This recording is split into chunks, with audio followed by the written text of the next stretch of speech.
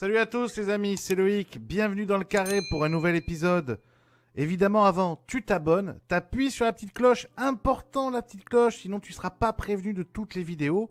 Et puis tu peux aussi me retrouver sur Twitter et sur Instagram, alors t'hésites pas, voilà, tu t'abonnes et puis comme ça on s'écrit, on se met des messages et puis on voit comment on va.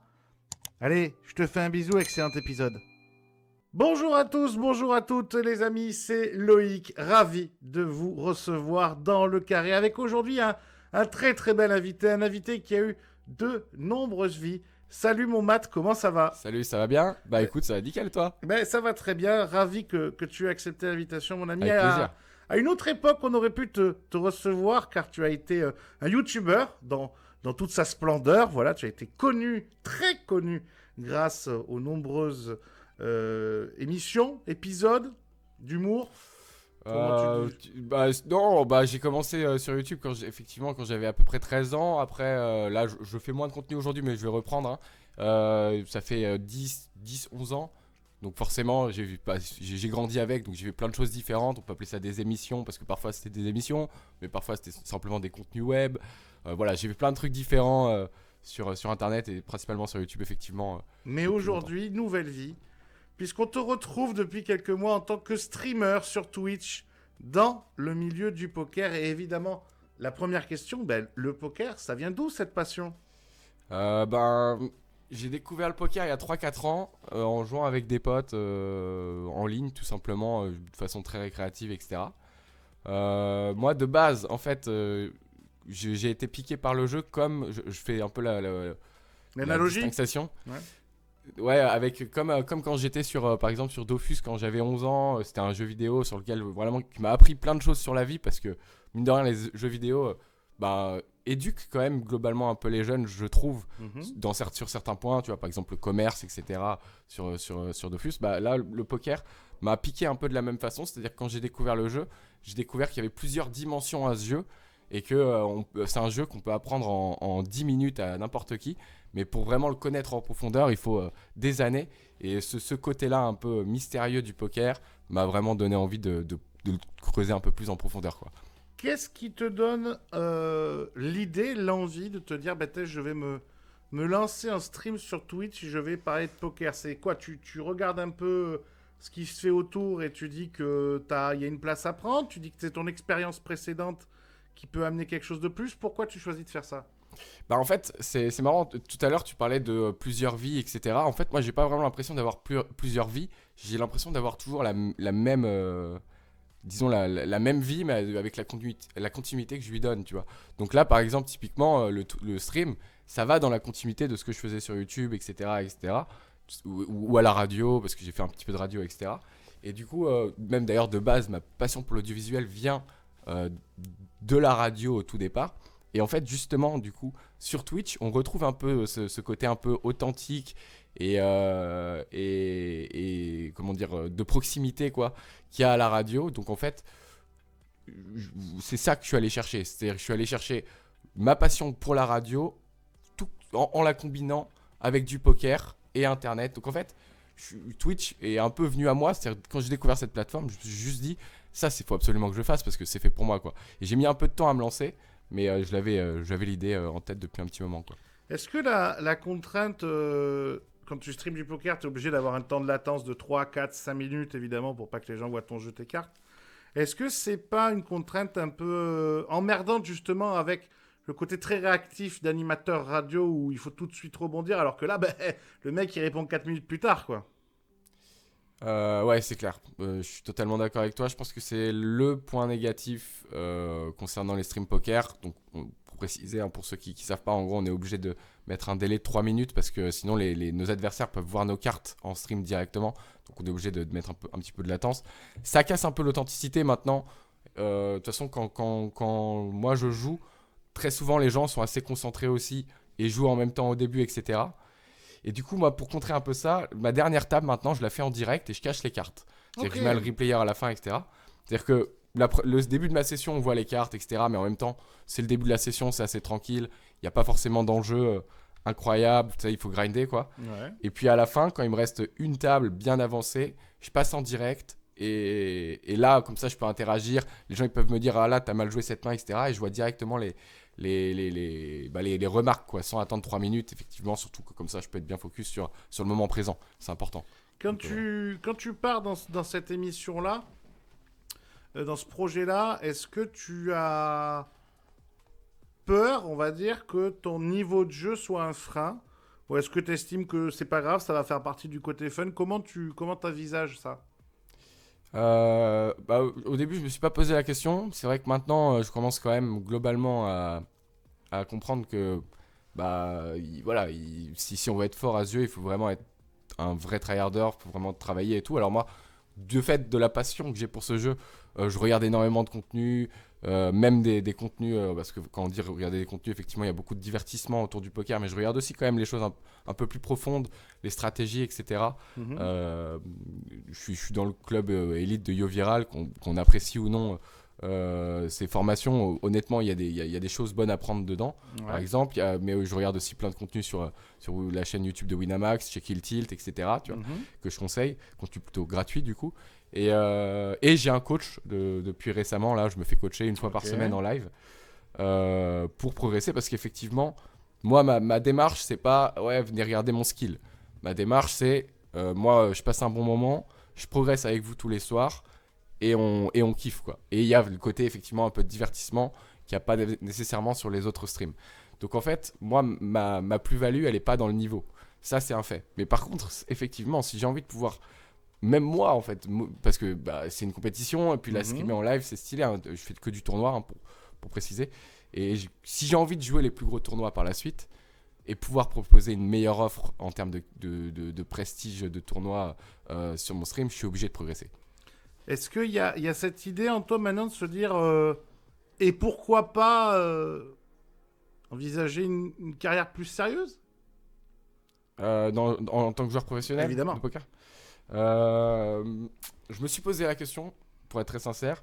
Je me suis posé la question, mais le truc, c'est que ça demande une discipline et une rigueur, donc que je m'impose déjà parce que je joue, on va dire, de manière récréative, mais quand même avec une discipline, une rigueur, en plus, étant donné qu'en plus je montre, mine de rien, un peu l'exemple à certains joueurs, etc. Et puis l'idée, voilà, c'est d'avancer dans le bon sens quand même. Mhm. Mais c'est vrai que ça demande un vrai engagement.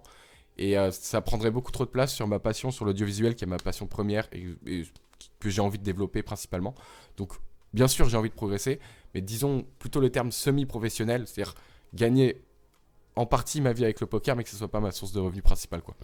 Donc t'envisages ça comment sur le long terme? C'est une parenthèse, cette émission avec le poker qui peut durer plusieurs mois jusqu'à ce que d'autres propositions arrivent? C'est quelque chose que tu vois sur le long terme? Aujourd'hui c'est très fréquent, puis demain peut-être que tu streameras un peu moins, mais tu vas garder ce contenu-là. Tu l'envisages comment sur le long terme? Euh, alors, j'ai quand même appris avec le temps qu'avec Internet, je peux pas vraiment penser long terme, mais par C'est pas contre, faux ça. si j'imagine sur 5 ans, par exemple, Mhm. je pense que mon émission, elle a une durée de vie à peu près de 5 ans, tu vois, maximum. Mhm. Euh, donc voilà, c'est important d'être un peu lucide à ce niveau-là, tu as raison. Et je pense que là, je suis à fond là-dedans, mais me connaissant, je vais trouver quelque chose d'autre qui me plaira. Et il y a toujours ce côté un peu. Ça, c'est la petite flamme que j'ai depuis que j'ai 11 12 ans. C'est le côté animation radio qui restera forcément là. Après, le poker en lui-même, je vais essayer de step up pendant 5 ans pour essayer d'arriver au top dans 5 ans. Et bien sûr, à côté, je streamerai aussi d'autres choses d'ailleurs. Mais voilà, pour l'instant, c'est vrai que 70% de mon contenu, c'est du poker. J'ai envie quand même de faire d'autres choses par la suite, mais de garder cette base-là pendant au moins 5 ans, quoi. Tu dis repartir à zéro, on va y revenir. Dernière question à propos de là tout de suite de ton actualité poker. Quand tu t'es lancé, c'est rigolo, vous êtes entre guillemets deux youtubeurs, alors même si vous faites pas du tout Ouais. les mêmes choses, à vous être lancé quasiment au même moment. Je pense à Kawabunga et toi, je pense que ça se joue à quelques jours, peut-être quelques semaines. Je sais pas si vous vous connaissez avant ou pas du tout d'ailleurs. On se Mais, connaissait pas avant, non, non, non. mais est-ce que quand t'arrives, t'as la pression, parce que t'arrives forcément face à des concurrents. Bon, on parlait de Yo, même si Yo c'est plus un YouTuber maintenant qu'un joueur de poker presque, mais t'as des gens très forts comme Chance 44, la Team Nutser, des gens comme ça. Est-ce que tu as peur de leur réaction quand t'arrives? Quand j'arrive sur Twitch, Ouais, en faisant du poker, est-ce que tu te dis... il faut regarder 6 mois en arrière. Il y a 6 mois en arrière, j'avais plus d'argent il y a un an. Il y a un an, j'avais plus d'argent, j'étais quasi broke. Ok. Donc en gros, mais pas de par le poker ou quoi, c'est de par la vie, quoi, tout Ouais. simplement, parce que j'ai eu une période un peu de traversée du désert, etc. Donc je suis allé faire une saison à la montagne où je me suis occupé de la vidéo et des communications d'un groupe de restauration à Méribel jusqu'au confinement, en fait, de décembre au confinement, pour me refaire un peu financièrement et surtout pour vivre une expérience humaine qui me sortait un peu de mon prisme de internet et tout ce que j'ai pu vivre autour de ça, les médias, etc. J'avais besoin de retrouver une base humaine. Une fois que j'ai cette base humaine, je reviens pendant le confinement. J'avais déjà commencé un peu à streamer en novembre, mais genre 2 semaines, j'avais 30 viewers max. Ouais. Et après, je suis parti du coup, donc pendant 6 mois, silence radio. Et enfin, un peu moins, 5 mois et demi, quoi. Et après, du coup, je reviens, j'envoie un message à Winamax, avec qui j'étais en contact, en disant voilà, je vais relancer un stream, etc. Et il me dit, et j'ai eu la chance, clairement, qu'ils me suivent. Tout de suite. Tout de suite. Bah, après, j'étais déjà en contact avec eux, etc. etc. Ok. Et ils m'ont suivi tout de suite pour 3 mois pendant le confinement. En même temps, c'était malin de leur part. Pendant le confinement, il y a tout le monde qui joue au poker, tout le monde est chez soi. C'est intéressant d'investir dans des streamers. Si tu te mets à leur place, c'est intéressant. Après, Bien effectivement, sûr. moi, ils ont été plutôt très cléments avec moi parce qu'au départ, j'avais une audience, mais vraiment très très faible. Et, euh, et en fait, du coup, forcément, quand tu arrives avec 30 viewers, tu te dis pas, tiens, je vais arriver, je vais déranger les gens. Pas du tout, puisque en fait, entre guillemets, les tauliers, ceux qui ont beaucoup de viewers, ils me voient même pas en fait sur la plateforme parce que je suis tout en bas. Et puis après, petit à petit, on a remonté et c'est arrivé vraiment. Là, aujourd'hui, c'est incroyable. Je pensais pas avoir autant de viewers. Ah, tu En si tournes peu à de temps. combien là? J'ai vu l'autre soir, t'es quoi? 300, 400? Ouais, c'est ça, 400, parfois un peu moins, parfois un peu plus. Hmm. Et c'est genre incroyable. Enfin, pour du poker. Que les Ah ouais, gens ne c'est des très très gros chiffres. Ah ouais, pour du poker, c'est insane et j'adore. Et j'espère forcément encore évoluer, etc. C'est pour ça que j'investis à fond dans le stream. Mais, et j'investis surtout mon temps beaucoup dans ce stream. Mais ouais, non, c'est fou, je pensais pas avoir autant d'audience aussi vite. Alors tu disais, retour à la case départ, forcément on va parler de ton ancienne vie, on en est obligé un petit peu. Comme je disais, dans une première vie, tu as été youtubeur à succès, des centaines de milliers d'abonnés et des millions de vues évidemment, jusqu'à forcément l'affaire du plagiat qui est sortie, je sais plus il y a combien de temps maintenant. On va pas revenir dessus, on s'en fout, ça a duré bientôt. Moi, ce qui m'intéresse, c'est pas l'affaire en elle-même. Ce qui m'intéresse, c'est avec les années et le recul, comment on s'en sort d'un pareil, d'un pareil problème, quoi. Parce que clairement, à l'époque, c'est partout, c'est sur toutes les radios cette histoire de plagiat. J'imagine la violence incroyable. D'ailleurs, j'imagine pas, parce que je pense que personne ne peut imaginer ça. Comment on s'en sort de ça? Comment on s'en sort? Je sais pas si on part dans la démarche de s'en sortir. En fait, c'est très particulier, mais moi j'ai eu ce bad buzz il y a 4 ans maintenant. Les contenus en question, ils dataient de 3 ans en arrière, donc en fait, et j'avais déjà eu en fait, ma chaîne YouTube datait, ça faisait déjà des années que j'étais sur YouTube, quoi. Donc en gros, du fait que j'étais déjà exposé sur YouTube depuis mes 11 ans, mes 12 ans, je commençais déjà à faire des petits trucs, j'ai été sujet à la critique très tôt.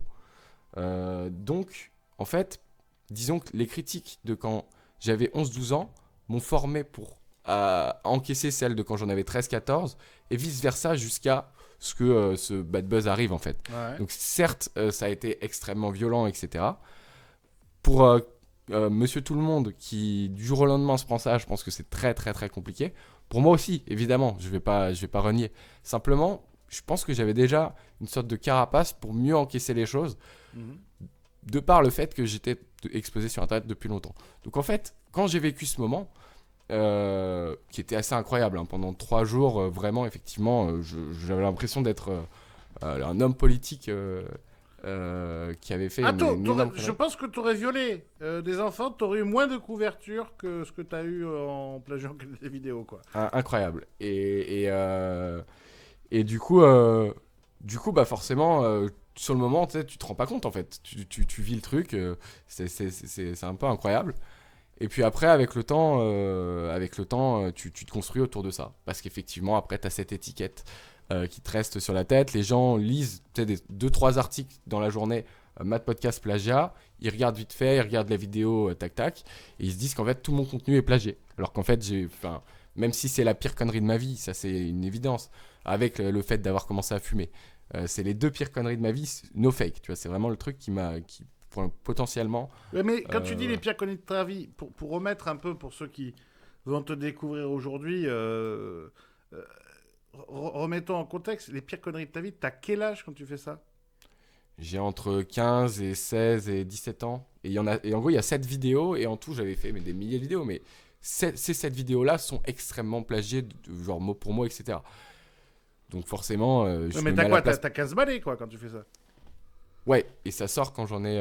Enfin, j'ai entre 15 et 17 ans. Et ça Ouais. sort quand j'en ai 19. Ouais. Ok. Donc en gros, à peine majeur, quand même, c'est vrai que vivre ce truc, pour revenir sur comment je l'encaisse, en fait, franchement, honnêtement, enfin, t'as l'impression d'être dans une autre dimension. Et du coup, à ce moment-là, je me disais, bah en fait, je suis en train de vivre un truc que peu de gens ont la chance de vivre. Alors certes, c'est négatif, etc. sur le papier. Mais déjà, à ce moment-là, sur le long terme, je me disais, c'est sûr, ça va m'apporter des choses. Ça va me construire, ça va me permettre de... Enfin voilà, c'est une expérience incroyable, quoi. Même si, effectivement, ça reste une expérience négative. En fait, humainement, c'est une expérience incroyable. Ça... Je suppose qu'évidemment, ça change la vie, c'est-à-dire qu'après, quoi, tout le monde... c'est quoi? Les amis se cassent, enfin les amis, les faux amis se cassent, tout le monde te tourne le dos. Je suis partagé avec cette question. Parce qu'en fait, à la fois, tes vrais amis restent. Ouais. Et à la fois, effectivement, Ça te permet des de faire gens, le mais tri, quoi, en fait. ça permet de faire le tri. Maintenant, j'ai toujours quand même su que dans le milieu dans lequel j'évoluais, qui était celui, on va dire, Le des YouTube médias, game. ouais, YouTube game et des médias, euh, j'ai toujours su que mes amis que j'avais se comptaient vraiment sur les doigts d'une main, quoi. Et que le reste était. Enfin, c'était pas superficiel, mais voilà, il y a ce côté. Il a tant d'abonnés, lui c'est lui il a fait ça. Et. T'es plus un Voilà. chiffre qu'autre chose, quoi, à ce moment-là. T'es plus... Ouais, c'est presque ça, hein, c'est incroyable, mais c'est presque ça. Et c'est vrai que clairement, très peu de youtubeurs me connaissent réellement. C'est-à-dire qu'ils ont l'image de moi, ils ont l'image de ce que je représente sur internet, Mhm. mais c'est tout en fait. Et ils me connaissent vraiment absolument pas, quoi. Est-ce que t'as mangé pour les autres? C'est possible. Alors, ça, c'est possible de par le fait que c'était le premier. Le premier, d'ailleurs, il y a Télérama qui l'a classé parce que c'était le premier. Je pense qu'il a été énorme. Et Télérama l'a classé premier bad buzz de la décennie francophone et deuxième mondial qu'on a vécu ici en France. Donc, des internets en tout cas. Quand même. Ouais, en janvier, donc incroyable. Hein. Franchement, je vois ça, je fais ah ouais, d'accord. Il y en a eu d'autres derrière, mais c'est vrai que je me disais putain, il y a moins d'ampleur que pour le mien quand même. Et je me disais peut-être que c'est parce que c'est de mon prisme, mais je me rends pas compte qu'en fait c'est la même chose. Et en fait, non, au final, même eux ont bien retenu ça, donc je me suis dit voilà. Et c'est quoi la question que tu m'as posée? Excuse-moi. Est-ce que t'as mangé pour les autres? Ah oui, voilà. Est-ce que t'as pris cher parce que... Surtout la presse à cette époque-là qui comprend strictement rien à YouTube, qui s'en inquiète plus qu'elle n'essaye. Est-ce qu'elle se dit, bon ben, au bûcher, quoi, le premier, quoi. Bah en fait, il y a ça, déjà. Il y a le fait aussi que comme tu es un petit peu médiatisé, etc., les gens, ils ont l'impression Enfin, ils ont l'impression, en fait, que j'avais braqué une banque, tu vois. Mhm. Alors qu'en réalité, enfin, je vais pas revenir dans les détails, etc., mais à ce moment-là, surtout quand j'ai publié les vidéos et tout, enfin, il y avait très peu de business model. Alors, enfin, tu vois, faut Ouais, pas- t'avais les vues il y pour avait un pas... ligne, quoi. Ouais, voilà. Et clairement, donc les gens ont cru, voilà, m'ont surtout, je pense, attaqué pour le côté, tu vois, 1 million de vues, ça fait tant d'euros potentiellement, etc. Mhm. Et ils n'avaient pas la notion de, c'est pas parce que on te voit sur internet que t'es riche, tu vois, c'est pas le cas. Et si ça avait été le cas, j'aurais adoré. Hein. Clairement, je suis pas. Enfin, Nous sommes pour l'argent ici, tout à fait. Ouais. Dans le poker, nous sommes pour l'argent. Mais c'était pas le cas. Et il y a aussi le fait que, en fait, au même moment, les journalistes médias web étaient rémunérés. Je dirais, ils étaient rémunérés au clic. Je veux pas sortir de chiffres parce que j'en ai pas des exacts. Mais comparé à nous, youtubeurs, qui étaient aussi rémunérés plus ou moins au clic, on n'avait pas du tout les mêmes audiences, pas du tout les mêmes revenus. Et ils trouvaient qu'il y avait un déséquilibre. Et donc, je pense aussi que les médias web étaient bien contents de me... Enfin, les journalistes web étaient bien contents de me taper dessus aussi. Alors, après cette affaire et avec les années qui passent, qu'est-ce qu'on fait ? On essaie de faire oublier ou on se construit avec ce problème qu'il y a eu. Comment toi, t'envisages le truc ? Bah ouais, non, au départ, je me suis dit, on va essayer de faire d'autres choses positives, etc., etc. Sauf qu'en fait, avec cette étiquette-là, les gens, il fallait sans cesse répéter, tu vois, répéter. J'ai fait 1001 vidéos d'excuses avant, etc. Donc c'était l'enfer. Donc ça servait à rien de se mentir à soi-même et de se dire, bon bah, et il fallait plutôt se dire justement, bon bah, go, assume, tu vois, c'est ta connerie. T'es en train de te construire avec ça, donc prends plutôt ce ton-là et explique aux gens que effectivement c'était un gros bad buzz, c'était une connerie de ma part, mais que mine de rien, au fond, ça t'apporte et ça te fait grandir et que c'est important voilà, d'assumer. Ça fait partie de mon histoire. Moi, je suis très content d'avoir eu cet échec, en fait, pour tout te dire, même maintenant, parce que j'ai jamais autant appris, j'ai jamais autant remis mon ego de côté, parce qu'effectivement, quand tu es exposé sur Internet très jeune, bah, tu développes certains sens qui sont pas forcément très sains. Ouais. Et ça m'a permis, voilà, de me remettre sur le droit chemin. Donc en fait, je remercie même la vie de m'avoir fait vivre ça au final, parce que je regarde les youtubeurs aujourd'hui, certains, etc., et ils sont encore dans la même façon de penser que moi j'étais du coup il y a quelques années. Et j'ai peur un petit peu en mode, franchement, plus tard, si jamais ça se coupe pour eux, ça va être Ça va au faire moins mal. aussi compliqué. Ouais, ça va faire un peu de dégâts. Hein. Ça, c'est enfin, on parlera peut-être de ça après, mais la notoriété, c'est vrai qu'aujourd'hui, est extrêmement éphémère. Il y a toujours un nouveau gars qui a la hype, et je pense que c'est vraiment pas ce qu'il faut aller rechercher, parce que sinon, c'est un combat perdu d'avance. Mais justement, c'était ma dernière question pour revenir à ces années-là. C'est très souvent, j'entends la pression qu'ont les youtubeurs, la pression de sortir la vidéo chaque semaine, la pression d'être toujours sur les réseaux sociaux pour être actif, la pression dès qu'on part en vacances, on a peur que les gens vont nous oublier, que l'algorithme YouTube va nous niquer. Sans compter le fait que vu que ça t'arrive jeune, évidemment, t'as du mal, les gens ont du mal à gérer le succès. Tout ça, est-ce que c'est vrai, puisque toi tu l'as vécu? Est-ce que c'est vrai tous ces traumas qu'on a quand on est un youtubeur connu? Ouais, c'est vrai, parce qu'on se la met tout seul aussi, cette pression, parce que, attention, on n'est pas obligé. On n'est pas obligé, mais on a l'impression d'être une machine, d'être un robot parfois, c'est vrai. On se met un peu la pression, mais d'un côté, c'est pas mal de se mettre la pression, dans un sens. Mais c'est vrai que si on faisait confiance au temps un peu plus, et qu'on faisait confiance à notre esprit, parce que ça, c'est vraiment une question. Ça, clairement, la question que tu me poses, je pense que moi, c'est ce qui m'a un peu tué aussi parfois, et qui m'a fait perdre beaucoup de temps, en tout cas dans ma carrière de youtubeur. C'était de vraiment vouloir faire du contenu pour faire du contenu à la fin, parce qu'il y avait une attente derrière. En fait, je pense qu'il vaut mieux prendre, si je peux donner un conseil avec le recul que j'ai, vaut mieux se dire, de toute façon, j'ai pas de public. Même si tu as un public, faut pas prendre ton public pour ton public, parce que sinon, à partir de là, tu dépends un peu de lui. Et du coup, tu es obligé de respecter un peu toutes ses attentes. Et au final, ça casse ta créativité, ça casse ton authenticité, ça casse ton envie. Alors que si tu t'écoutes plus toi-même et que tu fais plus les choses que tu as envie de faire sans penser effectivement aux résultats et bah, aux gains, aux pertes de temps ou d'argent que tu auras derrière et tout, bah, clairement, si tu arrêtes de penser business et que tu penses vraiment créatif, je pense que c'est mieux pour la survie de ce que tu fais sur Internet sur le long terme. Alors aujourd'hui, donc, autre histoire, autre moment de ta vie. Mais justement, c'est intéressant d'avoir ton regard parce que tu es quelqu'un qui a toujours été intéressé par les médias, par la manière dont on les consomme, dont on les réalise. Toi, en arrivant au poker, donc forcément, ben, j'étais surpris en discutant avec toi parce qu'en fait, ben, comme tu dis, tu regardes beaucoup de choses, donc tu connais tous ces médias-là. Est-ce que avec ton recul de youtubeur, etc., est-ce qu'on fait bien les choses dans le poker français en ce moment au niveau de la médiatisation, etc. Ou est-ce qu'il y a des manques, des choses qui vont pas, des creux comment tu vois ça, toi, de ton œil extérieur? Disons que je pense quand même que c'est dans le bon, ça se développe dans le bon sens. Moi je te dis, je regarde ce monde-là de près que depuis 4 ans. Hmm. Et mine de rien, en 4 ans, ça a bien évolué, hein.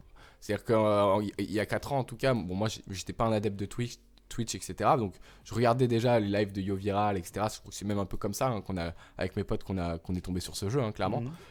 Et je pense qu'on est plein dans cette situation-là.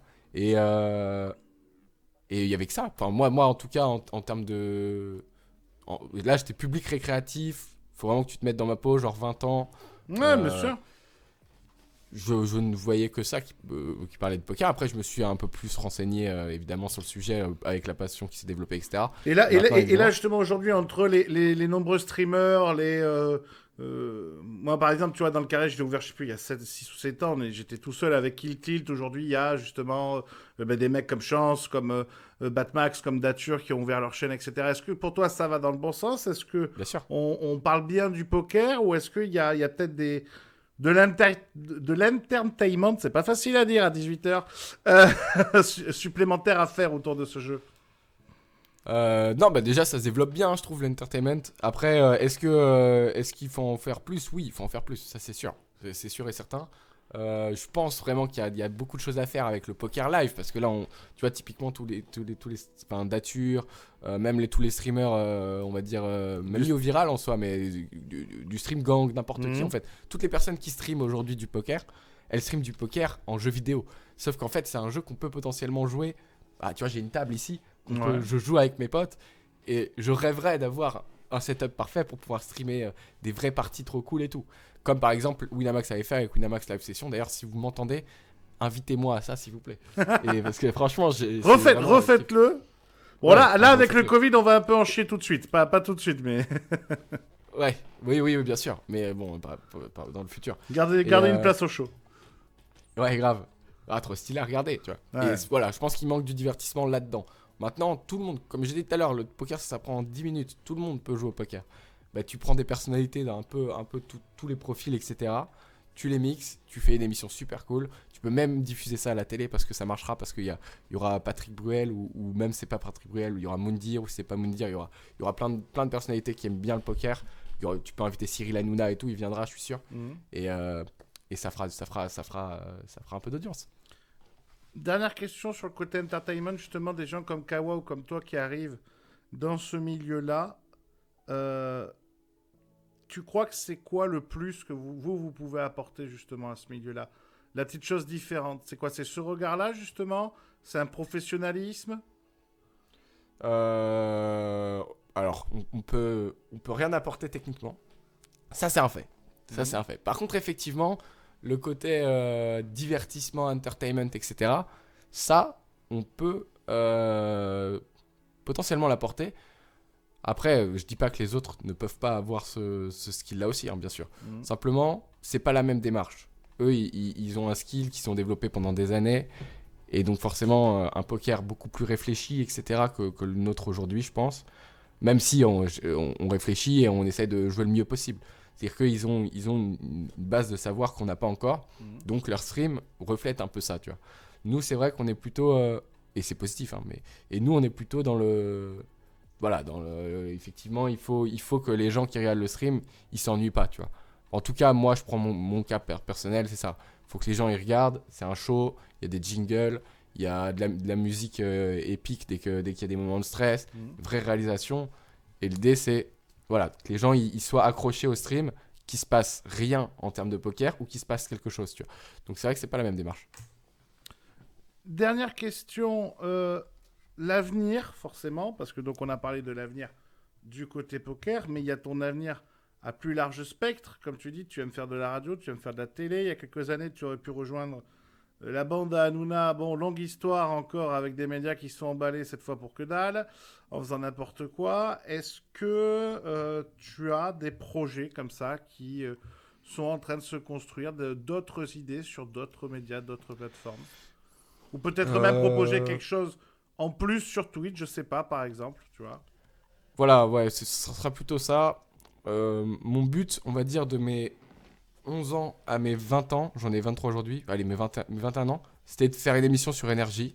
Parce que c'était, voilà, c'est Koé qui m'a donné envie de faire ça quand j'étais très jeune. Enfin, tu vois, l'écouter m'a donné vraiment une force et a nourri ma passion. Et je me suis dit, un jour, je veux être à sa place. Donc forcément, tu vois, c'est un peu le rêve qui reste. J'ai travaillé avec lui, j'ai joué son fils dans une série. Ça a été des choses super cool à accomplir. Mais par contre, j'ai toujours pas eu mon émission sur énergie. Donc ça, c'était un peu le truc. Voilà. Aujourd'hui, honnêtement, si énergie vient me voir et me dit, ouais, Matt, ça te dirait de faire une émission, je pense que je le ferai pour réaliser ce kiff. Mais à côté de ça, enfin énergie ou une autre grosse radio, hein, mais à côté de ça, je pense que la liberté que j'ai ici sur Twitch est incroyable et me permet d'être libre. Et c'est ce que je veux, tu vois, être libre, faire ce que j'aime, etc. Donc en fait, pour l'instant, j'ai rien de mieux à espérer à part développer dans le bon sens ma chaîne Twitch. J'ai rien de mieux à espérer. Je suis au top du top en termes de bonheur dans le travail en ce moment. Et j'espère juste développer ça le mieux possible. Matt, pour finir, le jour où tu arrêteras ta carrière dans les médias, donc dans longtemps, c'était jeune, mais bon, tu veux qu'on retienne quoi de toi? Tu veux que les gens retiennent quoi de toi en tant qu'homme et de toi en tant qu'homme de médias? Bah déjà, il faut, dans ce cas, pour répondre à cette question, il faut partir du principe que vraiment j'ai fini ma carrière et que j'ai 50-60 ans. C'est ça. Donc là, enfin, ou plus même. plus, ouais. Sans doute plus d'ailleurs. Mais je pense que dans ce cas-là, moi, je visualise ma carrière dans le fait je vais grinder pendant quelques années là, tu vois, je vais grinder, je vais essayer de me mettre à disposition tout ce dont j'ai besoin pour faire les choses les plus cool. Et une fois que j'aurai atteint ce statut-là, enfin, voilà, cette possibilité de faire vraiment ce que je veux sans forcément regarder le budget, etc. Voilà, avoir à produire une émission vraiment trop cool. Et bah à ce moment-là, je pense que je ferai un maximum pour aider et pour que cette notoriété-là serve, tu vois. Parce que c'est vrai que là, on est quand même, enfin, je dis je peux prendre que mon cas, mais j'ai l'impression d'être extrêmement auto-centré sur ma propre carrière. De penser qu'à ça en fait, hein, vraiment, hein, c'est une obsession. C'est-à-dire que moi, j'ai envie d'avancer, de faire des belles choses, etc. Tu vois. Ouais. Mais par contre, tout ça, ça sert pas forcément autour, tu vois. C'est-à-dire qu'il y a plein de gens qui sont en galère, etc. Et avec cette notoriété-là, alors je commence un petit peu à le faire, mais ça reste très minime, tu vois. Avec cette notoriété-là, je pourrais faire des choses positives et l'idée étant donc de faire grossir tout ça pour pouvoir en finalité faire des choses positives. Et c'est pas nécessairement pour laisser une bonne trace ou quoi, comme tu le disais. Simplement, c'est parce que vraiment, il y a une forme d'inutilité dans la notoriété aujourd'hui et d'éphémérité. Ouf, il est dur ce mot. Je sais même pas s'il existe. Mais il est bien placé. Ouais.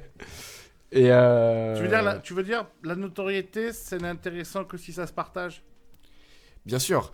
Tu vois, par exemple, le gars le plus connu pour nos parents, par exemple.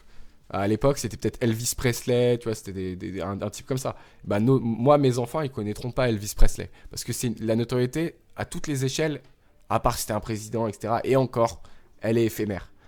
Et encore, parce qu'en soit les présidents des années 1800, je pense qu'on personne n'en cite autant. Enfin, 1800 ou... Ouais, moi, même 1900, je pense. Ouais, ça dépend dans les pays, quoi. Et du coup, clairement, voilà, tout ça pour dire, c'est une image pour faire montrer que la notoriété n'a plus vraiment de sens, tu vois, en elle-même. Encore aujourd'hui, c'est encore pire parce que avec Internet, tout va beaucoup plus vite. Et voilà. Donc je pense que ouais, il faut pas voilà, laisser une trace. En fait, ça sert à rien. T'en laisseras juste aux gens qui t'ont connu et aux proches, mais ça sert à rien de viser le fait de laisser une trace parce que dans tous les cas, tu seras oublié un jour. Eh ben c'est beau de finir là-dessus. Ben écoute, mon match, j'étais ravi de t'avoir dans le carré. C'était passionnant, c'était différent cool. En plus, c'était top. Évidemment, vous pouvez retrouver Matt sur tous les réseaux sociaux, c'est affiché juste en dessous. Vous le retrouvez évidemment sur sa chaîne Twitch, sa chaîne YouTube. J'ai vu que tu t'expliquais, d'ailleurs, parenthèse, que YouTube avait niqué ta chaîne. À l'algorithme, je sais pas quoi. Non, ouais, l'algorithme, attention, l'algorithme, non, j'ai pas dit que YouTube avait niqué ma chaîne. Ou que l'algorithme quand a même niqué pas. ta... C'est moi qui ai niqué ma chaîne de par l'algorithme, clairement. Parce que D'accord. j'ai mal utilisé l'algorithme. D'accord, ok. D'accord, ok. Mais Rien à ouais, j'ai noyé ma chaîne complètement entre bah, déjà tous les pouces rouges pardon, des bad buzz, etc. Le fait que je sorte une vidéo tous les ans avec des contenus complètement différents et tout. J'utilise plus du tout les bons codes pour ma chaîne YouTube aujourd'hui. Peut-être que ça va changer dans les prochains jours, semaines, etc. Ça tease. Ouais, bah ouais, je me mets pas la pression. Je ferai ça quand je sentirai que J'ai ce vu ton sera interview vraiment de Vikash, c'était vachement bien. Ah cool, merci beaucoup. J'ai Bah, ça, adoré. tu vois, typiquement, je vais le continuer. Mais bon, voilà, ça n'a rien à voir avec ce que je faisais avant, donc ça fait beaucoup moins de vues, etc. quoi. L'important, c'est pas la vue. C'est pas les vues, c'est le cœur qu'on y met. La vache, il est Exact. 19h, on n'arrive plus à faire des conjugaisons, c'est foutu. Merci beaucoup, mon Matt. Merci à vous Avec plaisir. de continuer à nous suivre. On se retrouve Merci. très très vite dans le carré. Ciao, ciao, ciao.